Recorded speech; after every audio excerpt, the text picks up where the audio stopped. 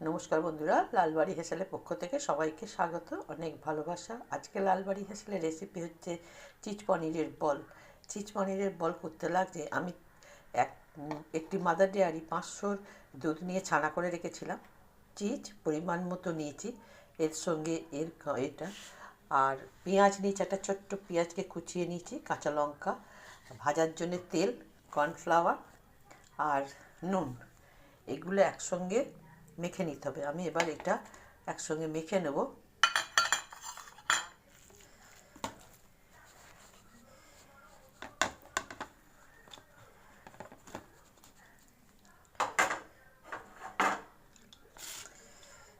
এগুলো সব একসঙ্গে মেখে নিয়ে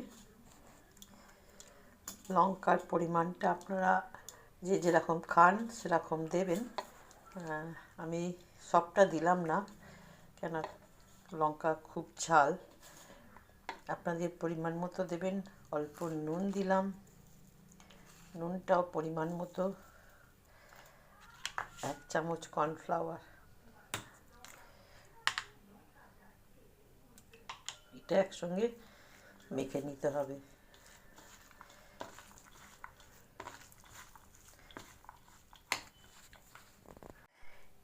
এটা মাখা হয়ে গেছে উপকরণ দিয়ে, সব কিছু উপকরণ দিয়ে আমি আবার তেল হাত করে নিয়েছি।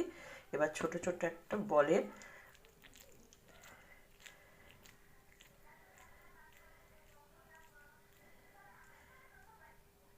এরকম বলের করে নেবো, বল করে নেবো।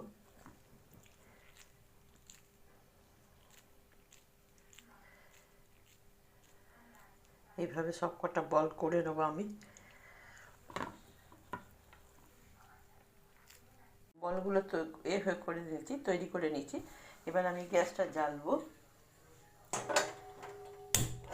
গ্যাসটা জ্বালা হয়েছে, এবার কড়াটা গরম হবে, তেলটা দিয়ে দিলাম। একটু ডুবু তেলে ভাজা হবে।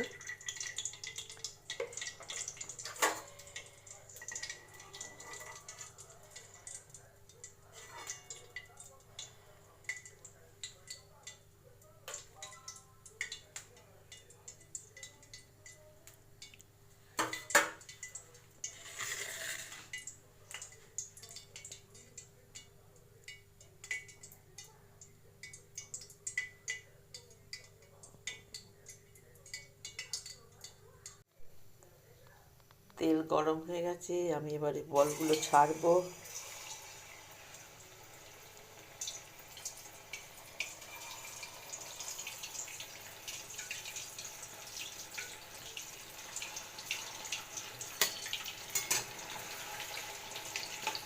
আমি আঁচটা হালকা করে দিলাম, যেহেতু ছানা আছে তাড়াতাড়ি লাল হয়ে যাবে।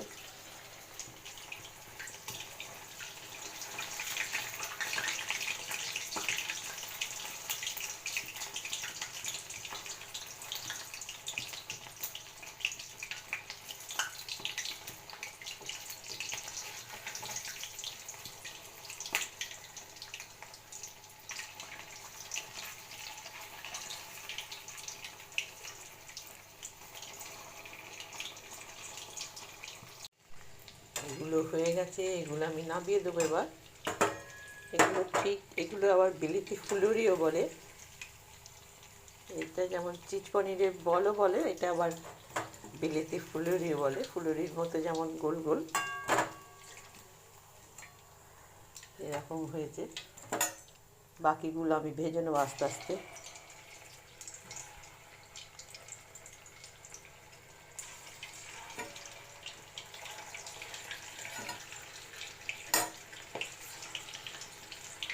বাকিগুলো এবার আমি ভেজে নেব। এগুলো হয়ে গেছে আমার। এবার আমি গ্যাসটা অফ করে দেবো, নামিয়ে নেবো এবার।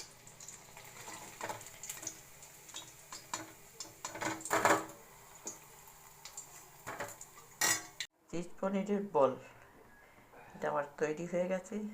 এই রেসিপিটা যদি আপনাদের ভালো লেগে থাকে তাহলে লাইক করবেন, শেয়ার করবেন, সাবস্ক্রাইব করবেন। অবশ্যই বাড়িতে করে খাবেন। ধনেপাতার চাটনি বা পুদিনা পাতার চাটনি দিয়ে আপনারা খাবেন, ভালো লাগবে খেতে। ভালো থাকবেন, সবাই নমস্কার।